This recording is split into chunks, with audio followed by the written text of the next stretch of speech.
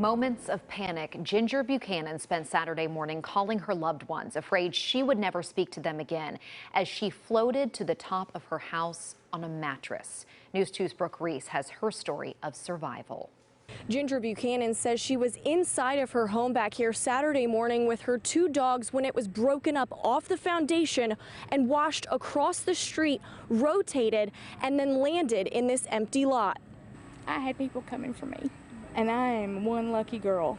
Buchanan says her yard has flooded before in the 26 years that she's lived in Waverly. And I just yelled at him, I said, Sean, just go. And I went back inside with the dog. But she never anticipated when her husband Sean took the cars up to higher ground that she would be stuck inside alone with the water rushing in. The toilet exploded off the base for where I guess the house came up off its foundation. Buchanan said the sounds were so overwhelming, she didn't realize that her home was moving. It was the loudest, scariest thing, the popping, the banging, and I didn't know if the roof was going to come down. Luckily, Buchanan still had cell service as she floated on a mattress to the top of her bedroom ceiling. So I had to call my mom, and I had to call my daughter, which is in Chattanooga, and I talked to my brother. And I told my daughter, I said, I don't know if I'm getting out of this, but I'm not giving up. And it was like that dreaded moment where you didn't want to go there, but you just had to. You had to make that call, and it was awful.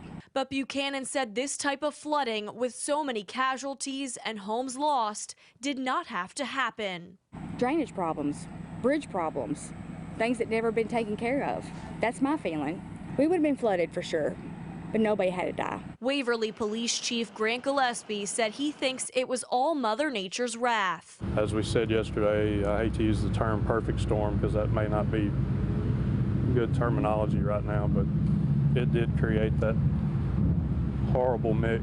The Buchanans say that they are celebrating the small victories as some of their family treasures they have been reunited with, some of which remain untouched from the flood. They say that they're also going to be very happy to welcome home their daughter from college, who's able to return and be reunited with them on Friday. From Waverly tonight, Brooke Reese, News 2. Now, Gillespie said at this point in the process, he is passing the torch to the city so they can begin the cleanup of this aftermath and then address the infrastructure needs.